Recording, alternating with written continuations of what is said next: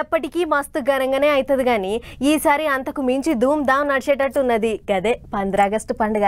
ఈసారి వస్తా రెండు రాష్ట్రాల పబ్లిక్ను మస్తు ఖుషి చేసే ముచ్చట్లు పట్టుకొచ్చింది. రెండు దిక్కుల సర్కారోళ్ళు పబ్లిక్ను దిల్ ఖుష్ చేసే పథకాలు షురూ చేయబోతుర్రు.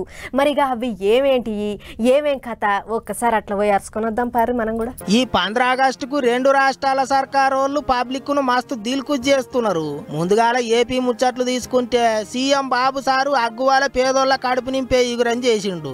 5 ఏండ్ల కింద బంద్ అయిన అన్న క్యాంటీన్లు మళ్ళా సురువైతున్నాయి. తొలుత రాష్ట్రం అంతా కలిపి ఓ 100 క్యాంటీన్లు తెరుస్తాండ్రు. కట్టుడు పని మొత్తం ఒడిచింది. 100 క్యాంటీన్లు అన్ని తీర్ల తయారైనాయి. గురువారం గుడివాడల అన్న క్యాంటీన్ సురువు చేస్తాడట ముఖ్యమంత్రి.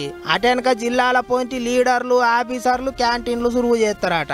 5 రూపాయలకే పొద్దుగాల నాష్టా, 5 రూపాయలకే మధ్యాహ్నం ఉడుకుడుకు బువ్వ కూరలు, 5 రూపాయలకే మాపటీలి అన్నం కూరలు వండి వడ్డిస్తారట.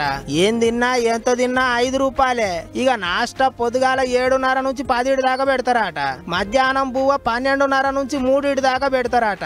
మాపటీలి తిండి 7:30 నుంచి 9 దాకా పెడతారట. అట్లని దినం ఒకటే తిండి కాదు, వారానికి 7 దినాలు తీరొక్క తీర్ల వంటలు వండి పెడతారట. ఇక ఇటు తెలంగాణలో 3వ విడత రైతు రుణమాఫీ చేస్తారట సర్కారోళ్ళు. 1,50,000 నుంచి 2 లక్షల దాకా అప్పులు తీసుకున్న రైతన్నలకు మాఫీ చేస్తారట.